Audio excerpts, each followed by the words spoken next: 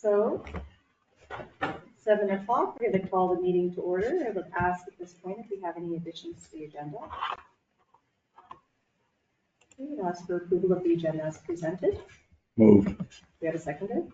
Second. All those in favor, please signify by saying aye. Aye. Contrary minded? Aye. The agenda is approved. We do have one gallery presentation, so I would invite Mr. Goodrow up to the podium, if you will, and he's going to give us a presentation with regard to a art convention. Thank you. Some notes here Sure. for everybody that you guys can refer back to Perfect, thank afterwards you. if need be. Appreciate that. Thank you. And if you have a virtual copy, we can make sure we can forward a copy to QE. Councillor McDougall is I should say Deputy Mayor McDougall is participating virtually, so we can make sure he gets a copy. Thank you. Huey, I'll put your copy in Thank your you. mailbox for you. Thanks. Okay, great. Thank you very much. And I can just pick an extra one for Council for Deputy Mayor McDougall. Perfect, thank you. Fantastic, appreciate it.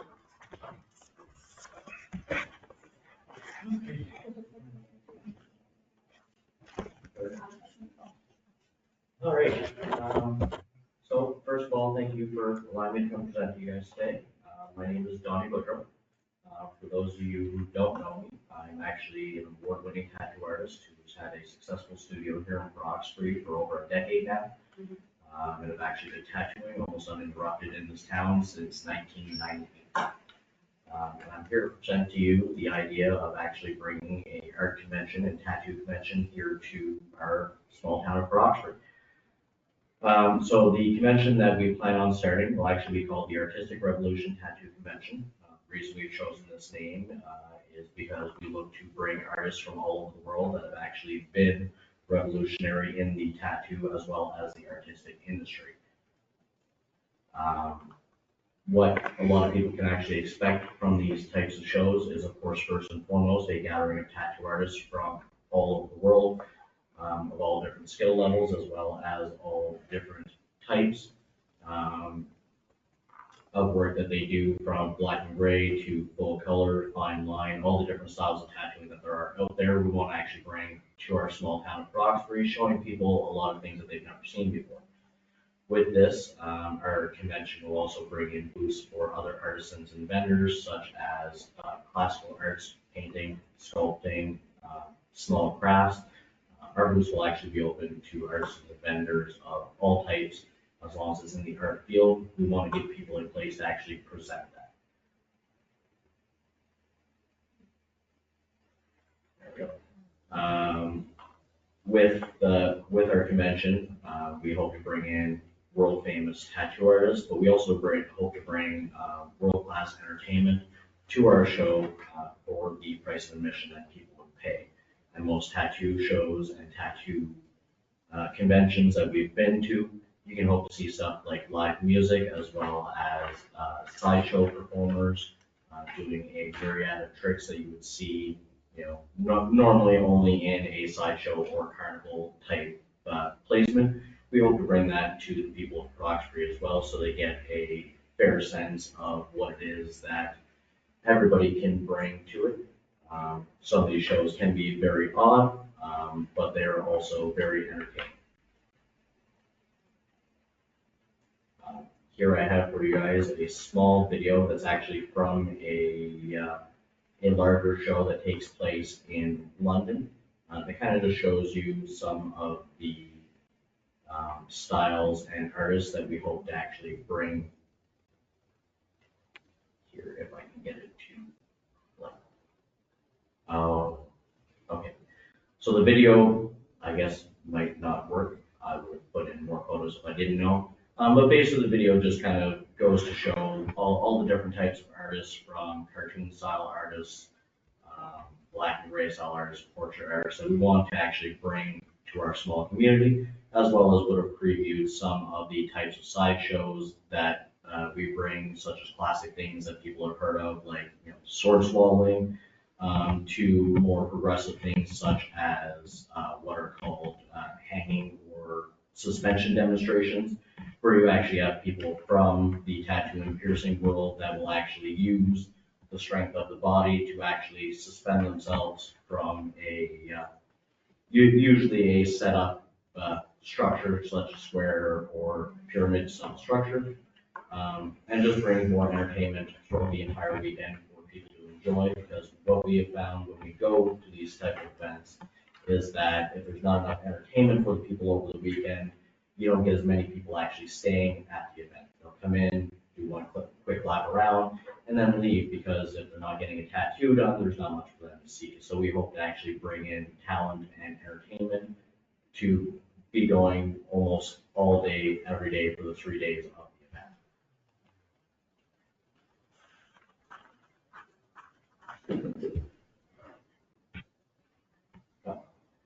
These events are not only an opportunity for entertainment as well as people get tattoos, but they're also a learning opportunity. A lot of these events actually do come with classes as well as seminars that people can attend, not only the tattoo artists, but also the customers that are actually attending the show.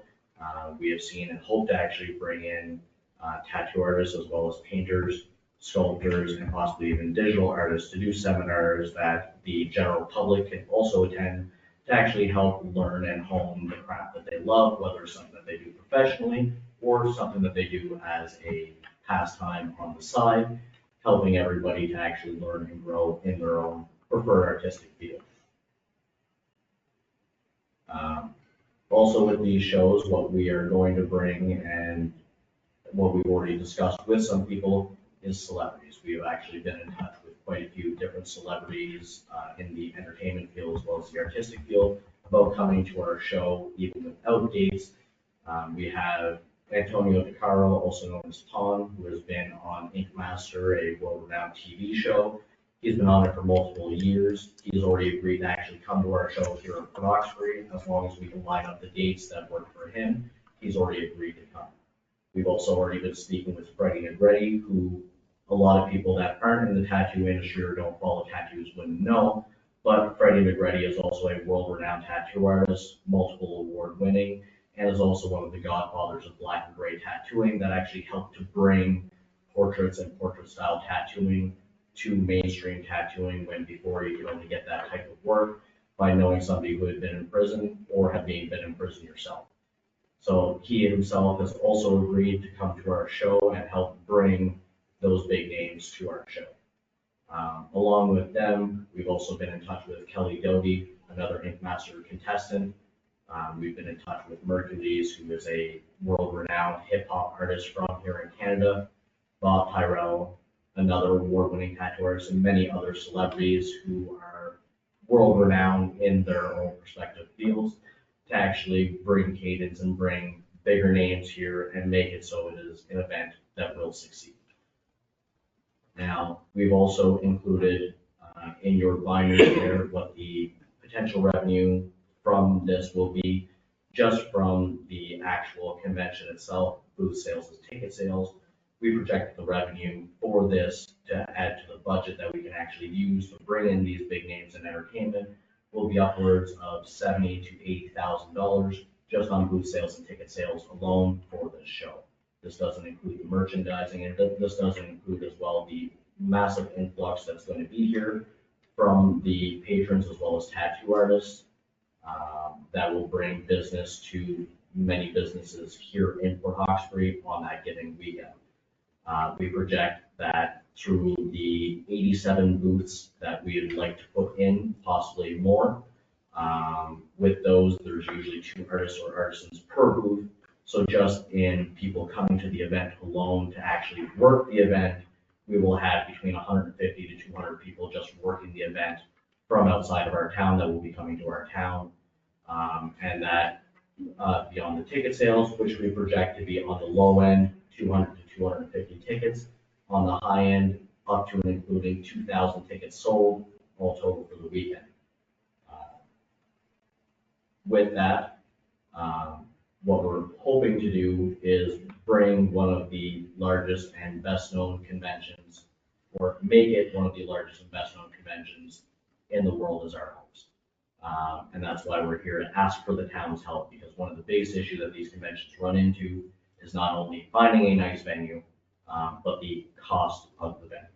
This cost usually really breaks into the actual budget that we can use for bringing in the entertainment as well as the betterment of the show, making it better, making it cleaner, making it nicer for the artists, for the people coming, because people do flock to these shows from all over the world. I just recently got back from a convention and we had artists there from Sao Paulo, Brazil, we had artists there from Japan, we had artists there from other places in South America, as well as all over the continental United States or North America itself. So these do bring in a lot of people, but unfortunately, they don't keep a lot of people at the shows because of the lack of entertainment, because of the lack of things for people to actually do. So what we're hoping is that the town or town council will actually sponsor this show by giving us the venue either at a discounted rate or free of charge for our first year, whatever the town would be willing to do to help us out, to actually bring this show and bring all these people here to our small town. And if successful the first year, which with all the people we've been in contact with, including local businesses who we've already made aware of the fact that we're bringing the show to town, who are definitely more than excited to help out and more than excited to put on extra for the people coming in, both the clientele as well as the artists and artisans that we hope to bring. So that's our hope, that's our plans. We've done up projections for it that are in there as far as the revenue, just on the numbers that we can get now, because unfortunately, there are a lot of people that until we have a date set, until we know for sure that it's happening and what date it's happening, a lot of people won't actually give us numbers or estimates. But we've got as many estimates as we can based on even the cost of the venue itself. We've done all that way there. We were determined to bring this to the town one way or another. But with the town's help, we can make it a much, much larger convention and something that people all around the world look forward to every year. Thank you for your presentation. So Thank we'll open up the floor for questions, and I do have a few quick ones, and then we'll kind of go around to council. So if with all things in place and a partnership in place, when tentatively do you kind of see this? We're planning 2024. It won't be Okay, this year 2024. because it just wouldn't be enough time for the artists and And around what artisans. time? What time of year roughly? We Are were thinking planning summer? July, August, because we want it to be a nice time of year for people to be able to come. Unfortunately, with Cape Breton, we don't get much of that. Yeah. So July, August is what we were aiming for, but then as we were looking into the dates, we realized that July might not be good because of the Grand Marines going on. We were hoping to line up with those, then remember the fact that the Grand Marine gets rained out, he usually moves here to the Civic Center. So with that, we would end up losing most, if not all of our day on Sunday, which is usually the last day of the convention's run. Right, and we do have I think it doesn't run the entire summer, so there would be I guess the tail end of August, maybe Kareem, there's probably some gaps in the summer where we. Yeah, well- It's the first, it starts the first Sunday in July and goes for 6 weeks, so Mhm. by mid-August. Yeah. Yeah, Yeah, it would be less risk then.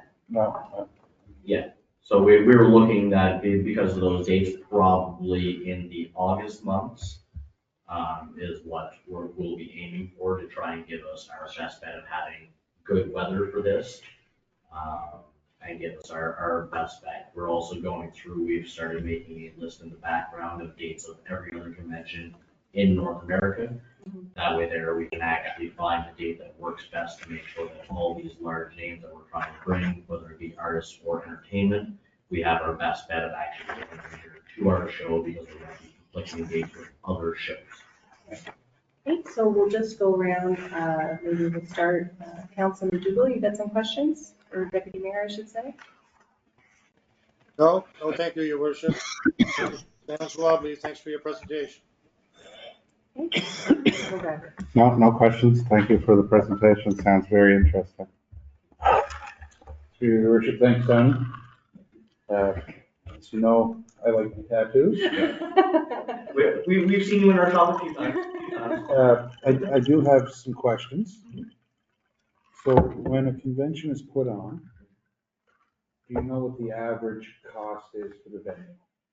The average cost for the venue really depends on the city and town. I can say for sure that when we discussed it with the woman who holds the Sydney convention, which is only an hour and a half away from us, that the venue, which is normally Center 200 that she aims for, the last time when she priced it out, the venue was looking for, it was $5,500 a day just to rent the venue with no extras, no anything at all. And that was just literally the venue, no help, no security, no, nothing.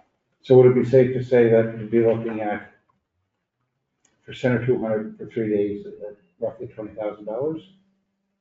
Approximately there, because it's not just the 3 days of the convention, there's also the evening or day before the convention, as well as sometimes into the morning after the last day, just for terrible So sales. maybe 25,000. Well, that's it, most conventions usually run, if I had to estimate, because I can't say for sure not being on board of any of these conventions, but I can say that definitely with the larger cities, that it does get more expensive. Like as far as our booth prices, which normally cover most of the costs of the convention at the very beginning, comes out of what we as artists or artisans pay for our booths. The one in Fredericton we normally attend is normally $450 per booth. I'm attending one in Moncton, that's $1,000 for one booth. So, the larger the city, the larger the area, the larger the cost associated with it. It's like there's one that's actually being set up for Halifax currently. They're planning on reopening one in Halifax. And I can only imagine that one where it's down on the pier at the Halifax Convention Center. That is probably, upwards of $10,000 to $12,000 a day. So one thing that I just, and I support this 100%. I think it's an excellent idea. I just think one thing that council needs to be mindful of is usually mid-August is when we turn our plant on and start making our ice in the Civic Center. So over the next little bit, maybe we can look at some dates and you get back to us. Yeah, well, I that's think might work. we were hoping to actually have a date before we came in today, but then we started looking at the list of conventions in the United States and realized that it absolutely dwarfs the one in Canada. In Canada, we might have 40 to 50 conventions that happen the run of the year. In the United States, they have 40 to 50 conventions a month that happen all year round. So we're hoping to have a date by the end of this week, because one of the things that I was hoping to do was actually book the date. That way there, if we're getting help or if we're not getting help, at least we can book the date and actually start letting people know, because as soon as we can actually book it, we can actually start selling the booths to the artists and the artisans and get all the okays or no's from these different.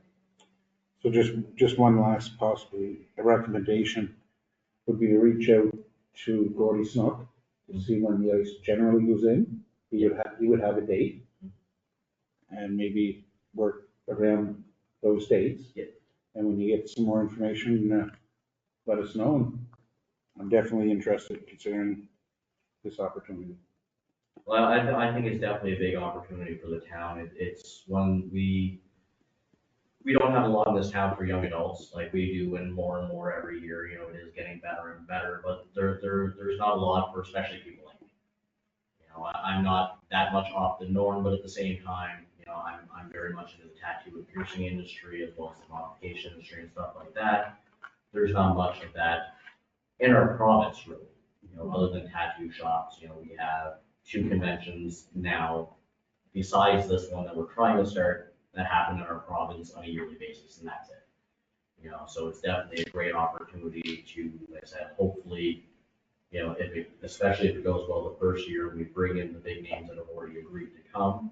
It will make more artists especially want to come and be associated with our show and our small town. It will make more people want to be associated with the show in general, because of being able to come in and see and meet all these big names that they not only respect if they're artists and artisans, but have, potentially grown up watching on TV, for the people that have been on Ink Master and stuff like that, so. Thank you. Yeah, through you, your worship, thank you very much for your presentation, Donnie. So Sydney hosts this on an annual basis. They have one at Center 200. Sydney, And what's it, how do you refer to it? What's the name of it? the one in Sydney is called Maiden Cape Breton. Spelled Maiden, because it's actually hosted by Maiden Tattoos in Sydney. And it was an annual thing. Unfortunately, with COVID, it put a damper on everything. And she's currently trying to get it back up and running. It's supposed to actually have one this year, but what we've heard from Danette, who is the woman that actually puts on the show, unfortunately, it's not looking like it's happening this year because of issues with venue. Like I stated, that's the number one largest issue with these shows is finding a good venue, which we have an amazing venue here in town to be able to use. And then, like I said, the venue cost, especially when it comes to making the show in itself better. Sorry, what was the spelling again? Maiden. Oh. Yeah. And the other one is where? The newest one that's gonna be starting up is called the Halifax Body Arts Convention. And it will be starting in Halifax, May of 2024. So that one's been announced. Booths have actually started going on sale as of this Monday. And it is 100% going through well, unless something world stopping like COVID happens again. Yeah. So there haven't been these type of conventions so far in Nova Scotia. The Halifax one, until it shut down due to COVID, because there was one in Halifax that did happen every year. It was on, I believe it's 8th or 9th year, when COVID unfortunately shut them down for good. They decided that because of COVID and because of the fact that at the time there was no end in sight, that they were just done and liquidated all of the extra equipment that they had for guest artists coming in from different countries, and they said, we're done. So it's just getting back up and running under new management and people starting next year. But it would have ran from approximately 2009, 2010, up until 2019 was the last year that it was held. Sorry, I think you did say that there have these conventions that taken place in Sydney pre-COVID. Sydney pre-COVID, it was 2 years that it happened already. I was there for the second year of the convention, and then they were supposed to have the third year, 2020, but because of COVID, unfortunately, the third year hadn't happened, and they haven't been able to have a third year of it thus far because of current issues. Just one last question. Can you tell us any comparable size community to Port Hawkesbury that hosts this type of convention? Not necessarily this size exactly, but. I can't say for sure, just because the only conventions that I've been to have been on the East Coast, and most of them have been in fairly large areas, even though they're in smaller sections of these large areas, such as Fredericton, New Brunswick, Moncton, New Brunswick, Halifax, and what I've been to in Ottawa. So most of them have been fairly large conventions, but it's not about how big the city or town is when it comes to carbon tattoos. If I had to rely solely on this town for the tattoos that I do, I would have been out of business a year after I started, because there's only so many people that want this type of art. So tattoo artists normally rely on their entire province as well as the entire country and or continent sometimes. Like I have clients that actually fly from California every year just to get tattooed. I have people that fly from British Columbia just to get tattooed. And just like with a regular tattoo appointment, people will fly from all over the world to attend a good tattoo show, especially a good tattoo show with world-renowned people. Great, thank you very much. No problem. I do have one more question. Go ahead. Only question you want. Are you worried that you don't have the accommodations close enough by? Is that going to be a hindrance on the convention? That's something we've actually been looking into. I'm actually just waiting on calls back from all of our local hotels, motels, as well as cabins and such, which is one of the other reasons that we've been looking into doing it in the summer months. That way there we have more accommodations within a short driving range, because we do have a couple of people that do have stuff such as cabins out just by Troy, coming this way, as well as I've heard that there's a couple going just the other way before you make it to the hospital, that somebody has opened a new set there as well. So we do have artists, especially artists that are from Nova Scotia or New Brunswick, because they're driving in, that won't have any issues staying at those accommodations and coming in, because there are some people that just prefer Airbnbs as well as cabins and stuff over hotels. Just, I'm not trying to discourage you, No, but just from running minor sports tournaments and bringing in 75 athletes for a weekend, Mhm. and then some of them have to stay in the weekend. Mhm. In the summer months, because our accommodations are booked in the summer months. Mhm. So I just caution you to, yeah, oh yeah, well, and that's why it's one of the things that, again, unfortunately, because we don't have an exact date and we don't have an answer from the town, we have a lot of people that won't give us any kind of exact answer. All they can say is, get us a date and we'll let you know. So it's all stuff that we have thought about and all stuff we've been looking into to make sure that we have the accommodations, especially for the artists that are coming in. Because most people that come to the conventions, as far as clientele, will usually drive in. We do have, again, people that will come from out of country, out of province to come to these shows. But the better part of them will drive from Nova Scotia, from New Brunswick, from PEI to come to the show, because especially in our maritime provinces, just in the Maritimes alone that I know of, there's only 7 tattoo conventions that happen at all in the entirety of the Maritimes. So because of that, it's something that we as artists especially look forward to, and anytime we hear there's another one coming, like, yes. Like, when, where, like, when I heard the Halifax one was coming, like, it was only announced last week, they started selling booths this week, and I've already applied for my booth, and, biting at the bit, waiting for the show, and it's like that with 99% of artists when it comes to these type of events, especially in areas that we don't get these types of events. well, I wish you the best luck with it. Just a couple of comments, Donnie. So first and foremost, I'm just seeing a very clear potential partnership with the Destination Cape Breton Association. Certainly being able to tap into their expertise. The second comment is, this is like a really cool, unique opportunity. And currently, Cape Breton is on the global stage in terms of tourism. We're the #1 island again for like the 6th or 7th year in North Well, I was gonna say, for the better part of a decade or more, Cape Breton has been a Like, very, very. we are, so I mean, if you had an event like this that, people could say, you know what, this is a really cool event, there's the convention, but I've always wanted to visit Cape Breton. Like, I feel like you could create something super special around. Well, that's where a lot of it comes from, is the fact that our island is a very desirable island. For Absolutely. Hawkesbury itself, not necessarily, just like with a lot of smaller communities on our island, because they're smaller communities, they're not necessarily something where people go, well, I'm gonna go to Hawkesbury, or I'm gonna go to, whichever small town it is, because of the fact that they're small towns. But events like this can very much change that and give people a reason to go, I'm going to Hawkesbury for the summer, from there after the convention, Mhm. I'll go drive Cabot Trail, I'll go, I'll go to Cabot Links, I'll go, wherever the case may be, because there's a lot of people that we've spoken to that have never been to Cape Breton that really want to come to Cape Breton, and this just gives them an extra reason to come, and especially if they're artists or artisans, it gives them a way to come here, more or less guilt-free, because they get a vacation, but they pay for their vacation by working the event. Yeah. So that's the way we see it, when we go away to events, it's basically a working vacation for us, we work the event, take a couple of days, see the sights, do all the things. Yeah. And that is one of the big draws to people coming to our event, such as Pon from Make Master.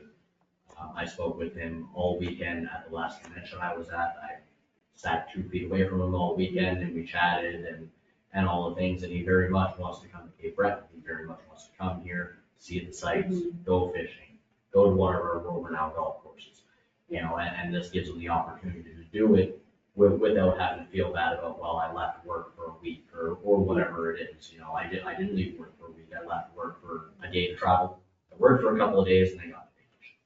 Yeah, so I guess, certainly, I think everyone around the council table will, probably have their own perspective on it, but in terms of a potential partnership with this kind of convention, I mean, obviously what we would appreciate and, certainly promote the promotion of the town, having that opportunity to kind of build Port Hawkesbury up as a destination for, something Yeah, well, that's why, even if you look at the mock-up of our poster, which is in the booklets, it doesn't just say Artistic Revolution Tattoo Convention, it says Port Hawkesbury's first annual Yeah. Artistic Revolution Tattoo Convention, because if I do it, I want to put the convention on the map, but I want to put the town on the map. We definitely appreciate you coming forward and giving us your presentation. Certainly looking forward to some follow-up in terms of, what your exact needs would potentially be if we can kind of nail down, say, 3 potential working dates, then we can kind of see if we can accommodate those dates from our end and look at, how, like what we could, what that partnership model could potentially look like from a budget perspective. Aaron McCacken is our chief finance officer. We can certainly, figure out what that game plan could potentially look like before, I guess you want to kind of pull the winch and say yes. Well, that's, I'd like to get it done as soon as possible, as far as making sure one way or another what dates is gonna be, as well as if we're getting help or not. That way there, like I said, there's enough time to make this go as smoothly as possible. The more Yeah. time we have, the better we can equip everybody, from the people helping the event, the people setting up the event, the town for helping with the event. We can better prepare everybody for the event and the size of these events are, because as much as we are a small town, these events are very, very large events with a lot of moving parts, a lot of moving people, and a lot of bodies in and out the doors. So that's why we've given as much and gotten as much information as we can, and we can certainly have dates, if not by the end of this week, by the end of next week, once we actually finish filtering through the list and making sure of what dates will give us our best opportunity, not only for our weather conditions, but for getting other people in and through the door from all over North America and potentially all over the world. No, that's fantastic. And just kind of to throw it out there too, like, there could be maybe an opportunity to piggyback before or after Celtic College too. So I mean, there could be a couple of, opportunities for the summer, or if we're still going in September, October. But anyway, looking forward to hearing more information. Any other questions from council? So thank you so much for looking forward to some follow-up information. Now, We'll connect you with Gordy, like I'll send you Gordy's information, and perhaps maybe you can come in and have a quick chat with Gordy and maybe Aaron, and just kind of flesh out a little bit more of a plan. And once it looks like it's, something that's good to take back to council, then we'll see how this adventure continues. Just give me any contact information. Sure. You're able to contact me, so yeah, any contact information with people that you would like me to have meetings with. Sounds good. Yeah, I can certainly forward any information, including dates, as soon as we have them nailed down. That way, like I said, hopefully within the next 3 to 4 weeks, we can get a decision one way or another, especially on dates. So as I said, hopefully we can make this event to go for next time. Exactly. Thanks so much for your time. Thanks again. Thank you. Thank You you. guys have yourselves a great evening. I'm gonna go and work on dates. Sounds good. Take care. Okay, so our next item is council reports on assigned committees. Maybe we'll start with Council McCory. Sure, your worship. April 25th, we had a Port Hawkesbury Development Committee meeting. April 27th, I attended that St. FX conference put on by NSFM. It's the Nova Scotia Main Street Ideas Exchange. And I did just circulate to council and to Mr. Doyle and yourself a couple of documents that were being utilized at that session that day. It was a perfect day. April 27th, paper the South Dakota for Health. May 9th was the Strait of Canso Offshore Wind Task Force. May 11th, Strait Area Transit. May 11th was also Port Hawkesbury development discussion with New Dawn about potential of possible project going forward, which will be coming to council in the future. May 12th and 13th, I took part in the Eastern County Regional Library Board Governance Training that the province had put together for it. It was in Quebec, and it was a real good informative session in terms of proper governance for committees, and found that very helpful. And on May 16th, which was today, this morning, we had the Community Housing Transformation Center meeting with some representatives that were telling us about funding programs and possibilities for not-for-profit societies, and so that was very important. Thank you for your reports. Deputy Mayor McDougall, over to you. Thank you, Your Worship. We had a few festival meetings. I'm not sure of the dates. We had a couple of SAT meetings. We had Port Hawkesbury Development Committee meetings. We had a couple of waterfront advisory committee meetings, and that's pretty well my report, Your Worship. Okay, thank you. Over to Councilor McIver. Pretty much as the deputy mayor said, but I have a report on the waterfront right around. Sounds good. I will accept that. Okay. Councilor Coyne. We attempted to have 2 Parks and Rec meetings. Unsuccessfully, we couldn't get quorum. And I attended NSFM from May 3rd to the 5th.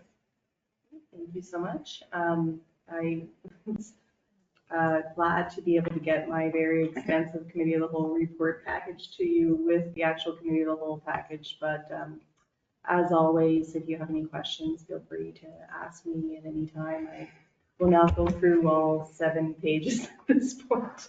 It's all there. I tried to be as comprehensive as possible. I do want to just give a very brief update though on, things are going quite well with the Maui Friendship Gala. We seem to be on track for a very successful event for this Friday. And right now the numbers are looking like it's going to be somewhere in the vicinity of 200 to 215, 220 maybe in terms of attendees. So far the program and the venue is all set to go. And I just wanted to just thank Melissa, who's been, I feel like she's going to be like, okay, lose my number at some point. Anyway, we've been getting all kinds of clothes the last couple of weeks, just helping to kind of get things ready, and staff have been super supportive. So certainly I want to tip my hat in advance to Gordy, who's going to be handling all kinds of Indigenous art that you will all be able to see that will be showcased here at some point this week in advance of Friday. And I just wanted to also thank Rolf Bowman of Friends United. He is providing the town with 30 pieces of art for the town to keep permanently and showcase here in the Civic Center, which is absolutely tremendous. Maybe if council's in agreement, we can send up a nice thank you letter that we can, I guess we'll have it for our next public meeting that we can have considered the council. Certainly a very generous gift. And in addition, he's also donated 10 other Indigenous art pieces that we can auction off to help support Leaside and Waikoma Family Healing Center. Other than that, I would ask if there are any questions with regard to either the Maui Friendship Gala or the flag raising, which I hope you will all be able to attend at 3 p.m. on Friday. And certainly if there's any questions, I know Jason's been working with Melissa on the market, the Indigenous market, as well as maybe Jason and get any questions with regard to the Red Tribe boxing for the Saturday. But if there's no questions, we can just move on. No, I have no question. Okay. No, perfect. Just thought maybe my comment, it's worth visiting the gallery in Kemp Road. Oh, it's phenomenal. Yeah, if you haven't been there, It's something it's else. something to see. Yeah. It's worth the trip. Absolutely. And I can tell you that in addition to all the generosity from Friends United to the town of Port Hawkesbury, has certainly been a wonderful friend and colleague in terms of Truth and Reconciliation. And he's always offering that venue to council if we ever wanted to take an opportunity to go and have meetings there as a council. He said that the door is always open, it's just a matter of asking. So maybe that's something we might wanna, maybe if we have to do that one last budget meeting, we can go with it. But Yeah. anyway, just throwing that out there, and if there are any questions in advance of Friday's event, definitely shoot me off a text or give me a call. I'm happy to answer any questions that you may have.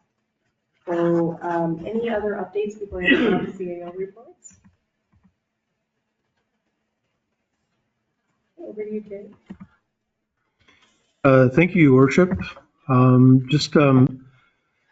Gordy is not able to join us this evening, so that report has been handed out.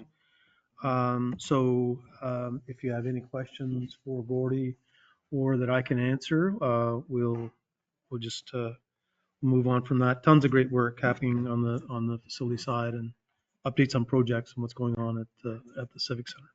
Just for your worship, Gary, if you can go back to that slide. I attended this and this was absolutely phenomenal. They had, it was 10 different trades set up. Yep. For, I think it was grades 7 and 8 that came, and then there was some high school. But then they did open it up in the evening to the general public. And I really hope to see this back here again next year. It was fantastic. There's lots of great feedback and it was really wonderful to be able to provide this service. It's designed to be parked outside, but it's so much more comfortable for people to, especially with the spring that we've had, to be inside. So it's great.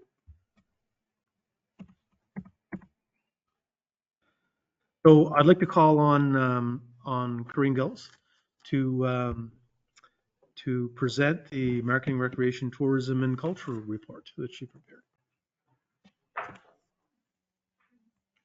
Through your worship. So I'm going to start with the Trails Association. So they're going to be hiring 2 students for the summer, and they're going to start work in June for 2 weeks. Progress is being made on the installation of the new steps on the Hemlock Trail. And they're also taking part in the Destination Cape Breton Falls contest, which actually started yesterday. There's information on the Facebook page, on the Street Area Trails Facebook page. So that's a picture there of the steps that they're working on. Awesome, right? And they've also been collecting data from the trail counters. So the total usage for the 2 main trails, so they have the Tamarack Trail is 1,292 for the month of April, and the Maple Trail was 1,121. So the total was 2,413 users for the month of April on just those 2 trails. And also the swim team, so FAST went ahead with some trail maintenance at Fish Ladder as part of one of the team building exercises they were doing. So that was really, really great of them to come out and do that. And some of the recreation programming, so we're kind of in the middle of the spring session of swimming lessons. And most of the classes are at full capacity. We actually had to add quite a few classes. The wait lists were quite long. So we added quite a few wait lists, and we're also thankful that some of our university students have come home, some of our former instructors, so that we were able to add some more sessions. And we've also been hosting quite a few schools for weekly and bi-weekly bookings throughout the week, as well as some community bookings in the evenings. We have some that have been booking for the last 8 weeks in a row, a couple of different communities. So that's really nice to see filling up some evening slots. And actually, for the rest of the season, we only have a few time slots left for birthday parties, and that's on Saturdays and Sundays. The pool also, we offer the inflatable obstacle course one Sunday per month. Which has been quite popular, and we actually had enough requests because of end of the year parties. We did 2 Sundays in the month of April. So we're hoping we're possibly going to be doing that again in the future as the requests go. And the swim team actually on April 16th hosted a successful swim meet, and they're continuing the practice at the pool 4 days per week. So the other spring recreation programs some have begun, some are partway through, and some are just beginning.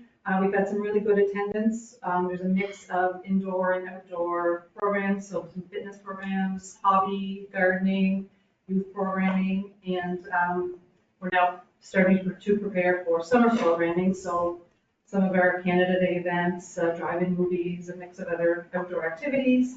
And we're also pleased to be offering the day camp, a summer day camp again this summer. So we've secured 3 students. We have 2 returning from last year and one new student. So that's really fantastic to hear. And we have partnerships and training and stuff like that planned. Also, we're accepting nominations for the Town of Port Hawkesbury Volunteer Representative for 2023. We're going to accept those applications until May 19th, so I think that's Friday. And the volunteer representative will be invited to attend the Provincial Volunteer Award ceremony on Monday, September 25th. And there'll be more details to follow on that. Just a quick little update on the Festival of the Straight. We've been meeting quite regularly, pretty much having bi-weekly meetings, and the dates for this year's festival is July 1st to 9th. And we've got a mix of activities, including the beer bash at the waterfront, some family fun day, fireworks, pride parade, and a whole lot more activities. Every time we meet, there's more things adding in, and we've got some really great people that come on as a partner, so it's going to be a lot of fun. And like I say, we're having bi-weekly meetings, and we welcome new members to join anytime. As far as shows and events, we've got, as was mentioned, the big weekend coming up. But also Granville Green, July 2nd to August 6th. So Michelle will be announcing the lineup on 101.5 Talk on Friday, May 26th, after the 8:30 news with Scotty O. So stay tuned for some exciting announcements. We also have Matt Mingle coming in October, and we've got June is the month of graduation, so we've got NSCC grad June 8th, and Sarah from the 26th, and Sarah graduation on the 28th. Thank you, Corinne. Thank you. Thank you. Are you sure that's it? I'm sure that's it, I think. That's total sarcasm. That's just a whole lot going on. Thank you so much for your report. Any questions from council? Thank you for your report. Fantastic stuff.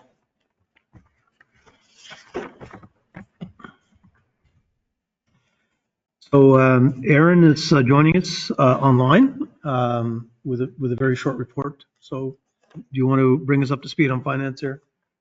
Sure. Just I wanted to take this opportunity just for my report to just provide notice to council of an update or planned amendments to our low income tax exemption policy. And that will be presented in full detail at an upcoming committee of whole, which will likely be followed by a public council meeting in advance of the application deadline for the low income tax exemptions, which are July 15th. And the changes are as per discussions with council at our budget sessions around the low income exemption. So you should have had it as part of your package, an updated draft low income exemption policy. So this is just notice that we're looking to amend that policy. Is there a question? Okay. Thanks, Erin. Any questions? Oh, no, you probably still got more. Go ahead. No, just saying, I've confirmed that we will be doing a hybrid in-person and virtual budget meeting on the evening of May 23rd. So you should have a calendar invite for that. And that will be our next budget meeting. That's all. Thank you. Thank you. And Jason's going to present on engineering and public works. I know. You're right. It's not a competition. Kind of is. Couldn't be chair. No pressure. Go ahead. Through your worship, so traffic sign report, very typical detail on that. Just to highlight a couple of public works activities. Recently, the staff undertook some drainage improvements at the Oaklands ball field, which seems to be helping a lot. It's drying up that parking lot significantly, and a lot of positive comments from the Trails Association folks as well. It was really tough to keep that area dry. Yeah, there's improvement there. Staff completed the addition of shoulder gravel along the new asphalt along Water Street recently as well. So Public Works were also out installing benches and chairs the last couple of days. And, they've been getting around to many different areas of the community, helping out with different departments as much as we can. They spent significant time recently cleaning up areas damaged from snow plowing work. So that's taking a bit of time as well. And within the last month, we've spent a week or more just out with the tractors trying to kind of sweep sidewalk and long curves as best we could with the machine and have with minimal success, unfortunately. There was certainly significant effort put into that on the machine. An update on our ICIP water systems upgrade project. Well,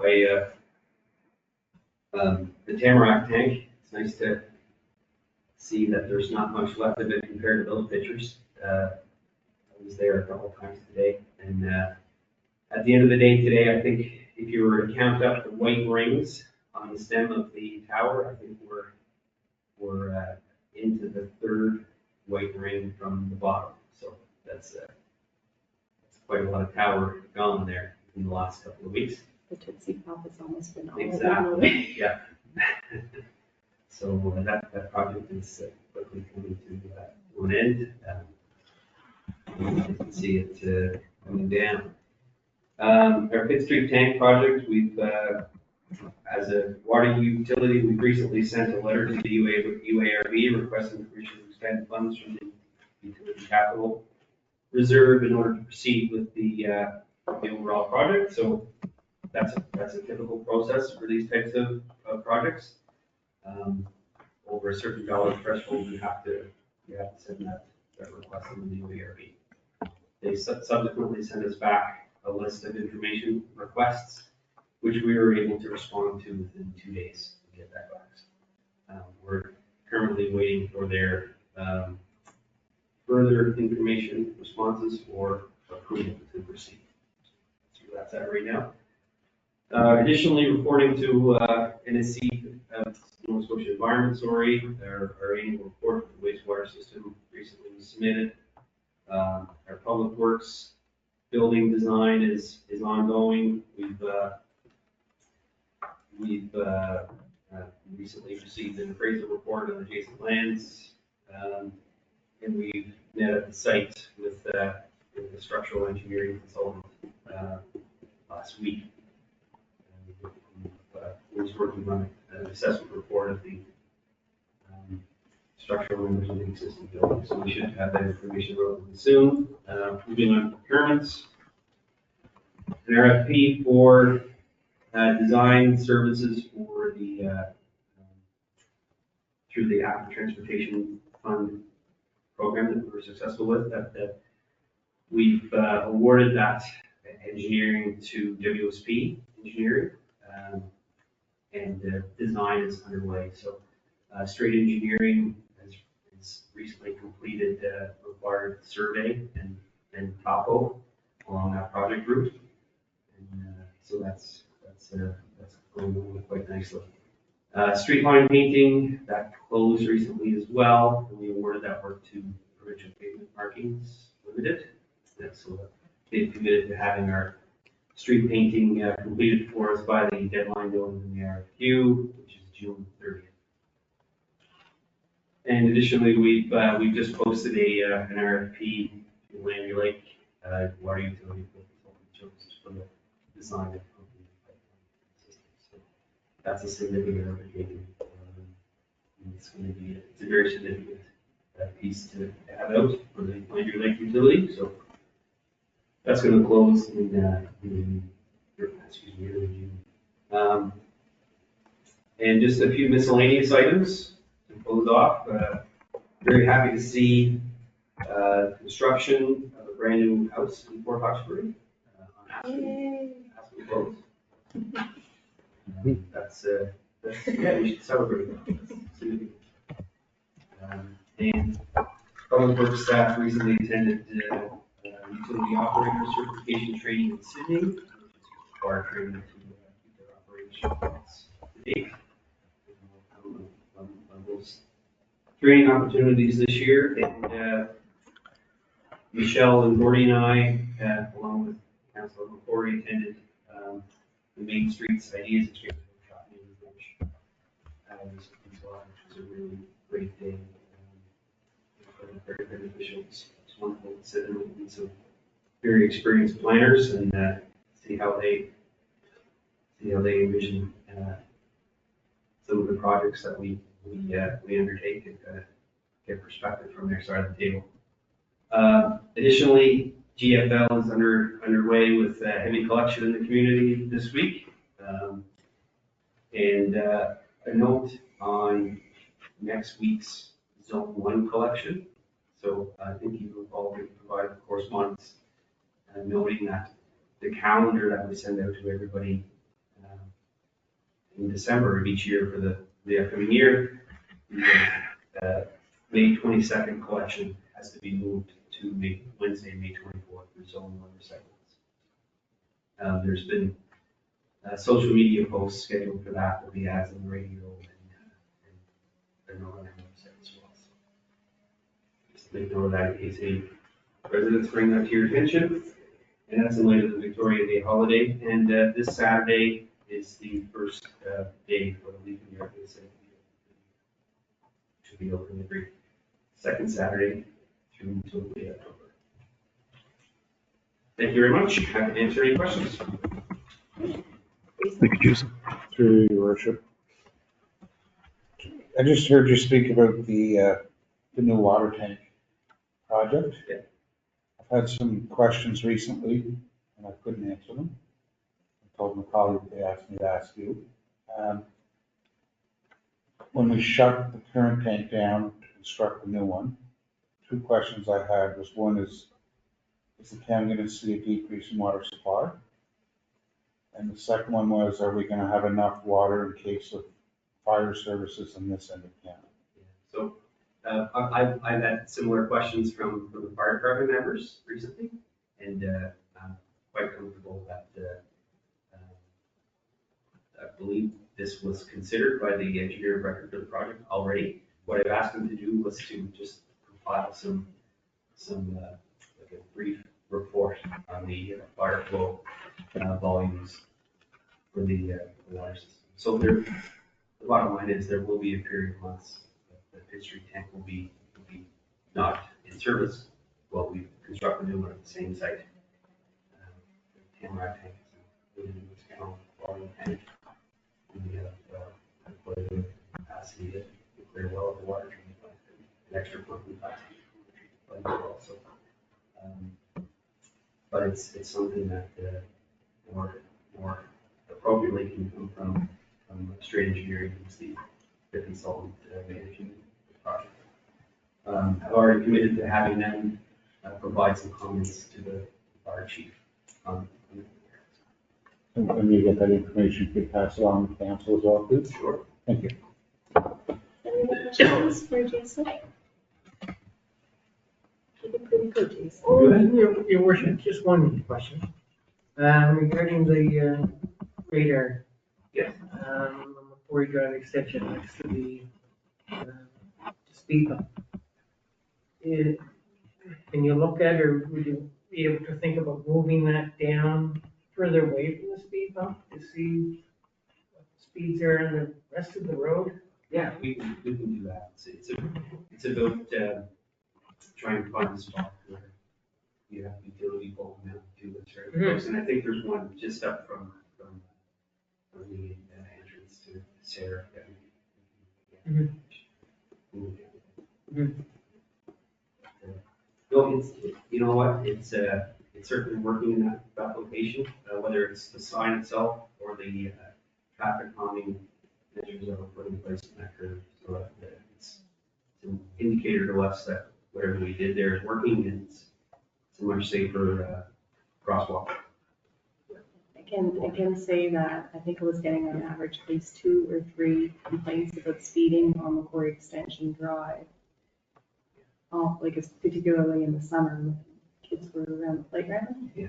And I haven't gotten not one since that raised crosswalk was. And we recently posted a reduced speed limit in that area as well. So that's a great story. Any other questions for Jason? Do you have any questions? I didn't mean to catch you off guard. No questions, Your Worship. Thank you. Okay, thanks. Thank you, Jay. Anything else, Terry, for CAO report? No, that's it, Your Worship. Okay, we'll move on then to other business. So I did distribute earlier this afternoon just a report for the trip to Win Europe in Copenhagen. So if council would like me to do a presentation on that, I'm happy to do that at our next committee of the whole. But if you're satisfied with the report, I'll definitely ask again before our next committee of the whole. Happy to do it if you like. But certainly I want to give you time to digest it and consider what you would like as it goes forward. The next item is waterfront development update. So over to you, Councilor McIver. Yes, Your Worship, just I guess a short update on the what the waterfront has been doing in the last couple of meetings, particularly last night. We went over the interpretive signage.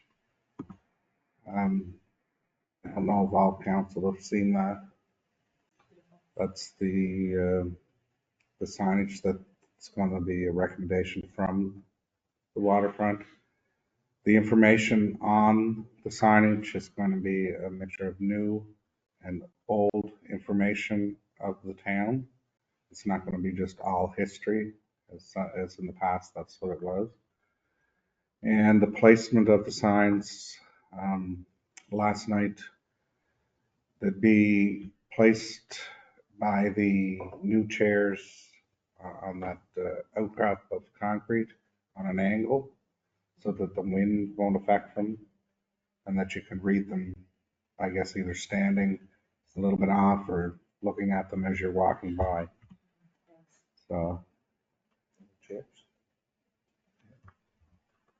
So that's another, just a rendering of it.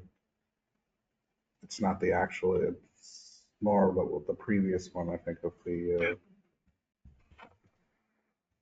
cutouts in the steel, and that's going to be done locally too. I understand that the artwork renderings are from Loretta Blue. Loretta Gold, that's right. Fantastic. Yes. And committee member Paula Davis put a lot of work into it, working at this. I'm glad you brought that up because you reminded me that she is going to be getting the Cultural Award of Merit at the next Chamber Gala. So yeah, Paula's done a lot of work on this. So then we talked about buildings. We picked the design of the building, and that's it there, which is more traditional of like on the coastline of Nova Scotia, like fishing shacks type of thing, but it will have an overhang and small porch area on it. The colors, we made a decision last night that the buildings will be built without siding, and we will put our own siding on because we want the vibrant colors. I guess that's along the coastlines of Nova Scotia, I guess all the maritime provinces. They're going to be situated between the first kiosk and the train station building. Right now, that's where we talked about putting them. Fairly close to the road, but enough room for snow removal and everything. where people can access them easily, and they'll be situated fairly close together. So, like this last night, we decided too that they'll have a light gray steel roof on them, which at any time, I guess, down future councils may want to change the color, and that neutral color, I guess, would go of the roof with anything. So, and we noticed, if you've been down there, the new chairs, the benches have been put in, the works department, as Jason had mentioned, been down, they've been installing them yesterday and today. There's a new garbage receptacle down there that was anchored, I believe, today. I don't know if it's still there, but if you've been down in the last couple of days, you might have seen it looks like a boat. It's composite. It's a sample planter that's going to go between the highway or the road and the walkway. And the committee, I guess, preferred that rather than have the hanging baskets because it's so hard to keep them wet with the wind. So they've had that there for a couple of days, I think, just to see what it was going to happen. But there's going to be grass and topsoil and everything put in there before that's done. And the new lights look good. There's today, just particularly, I was down. There was a lot of people down walking around, so they're taking notice of it. And I think in the future, I may ask, and maybe if council would want to be involved, we'll have a weekend and paint the station building, since it's a lower building to paint, and we'll get the committee to pick a color. So that's my report. Thank you for the great report. Any questions from council for Councilor McCarthy? Just one tree, Sure. Your Worship. No, I won't shut up. No. So I look at these buildings. Are we going to have a wheelchair ramp on one side and stairs on the other? Is that the Yes. plan? Yeah, they'll be set close together, as I think was the last plan, and maybe put a connecting piece in between, and then a walkway in for wheelchair accessible, Thank so you. they can get up. Sounds good. You beat me to that question. Already has that covered. Oh, Yes. he would. He absolutely would. He's definitely big on accessibility. No, I appreciate that question, Jason. Certainly not in the radar. Any other questions? No, Your Worship, just to comment that the artwork looks very impressive, and it's certainly a nice addition down on the waterfront, which everything so far that's gone down there, yeah, it's great, fantastic. It's kind of, and also, sorry, I forgot one aspect of it. We talked about the, I guess, the Sween Street Park or Hawk Park. That briefly, we talked last night about having the upper park cleaned up and get the elephant ears and the fence cleaned up there, and there's going to be new interpretive signage in there. And we also discussed maybe having our local chainsaw artisan, I guess, doing a sculpture that maybe, I don't know, focal point if you're on top looking down, maybe. So that was one other thing that was discussed last night. So that was a good idea too. That's super exciting. Like, I know just seeing that transformation, over time, I think, and I'm sure like you're getting some positive feedback. No, Yeah, every time something new is added, so that's fantastic. Cool. Any questions, Deputy Mayor? Oh, I was at the meeting. You're on the committee. I should say questions or comments. Anything you wanted to add? Well, I'd like just to echo Councilor McIver's with the great work that staff has been doing for the committee, and our new member Paula. She's not staff anymore, but she's been doing a lot of work, and Terry's been doing a lot of work also. So just want to give them the congratulations they deserve. Thanks, Deputy Mayor. So I guess if you're good, I'm good. Okay. You're good. Thank you for the presentation. So is Jason, okay? I think we'll just leave that question linger. Hey. Just move on. So the next item is New Dawn Housing Strategy Report. Okay, go ahead. So, Your Worship and Council, last Friday, you would have received the Town of Port Hawkesbury Development Pilot Report that's been prepared by New Dawn. And it's about 45 pages, and I'm not going to take a lot of time, probably just about half hour to go through this with you. You're gonna be alone. You're not reading this to us? So it's included in the package, and Yes. take it as information for tonight. Thank you. And we certainly can and should review it as council at our next committee of the whole in June.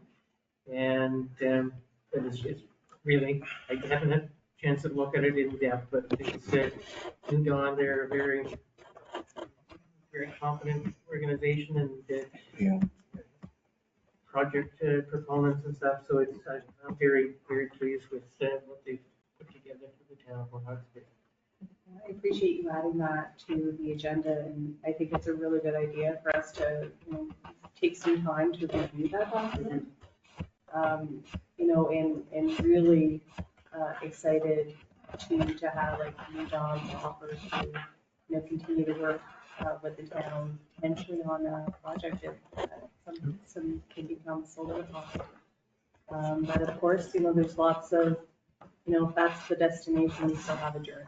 So part of that is what can council do to help things along, and what items can we adopt, and maybe it's a phased approach, but looking forward to digging into that. So adding that to the agenda. So we don't have any approved additions, so we will look at our future meetings. So we will have our next public meeting on June 6th, followed by committee of the whole. And just to mention to council as well, typically we recess for the summer. So typically our June committee of the whole will probably have a public meeting component to that meeting as well. So if there are any timely things that we have to make decisions on, we will be able to do that prior to the summer recess. Any questions? And I'm gonna have to separate you two over there. Picking on me. I know, it's kind of mean tonight. It is. isn't it? Well, I can, what I told him, if you really wanted, I said, do we really have to recess for the summer? Well, we don't. I mean, do we ever anyway? No. We usually have meetings all summer long, sometimes more.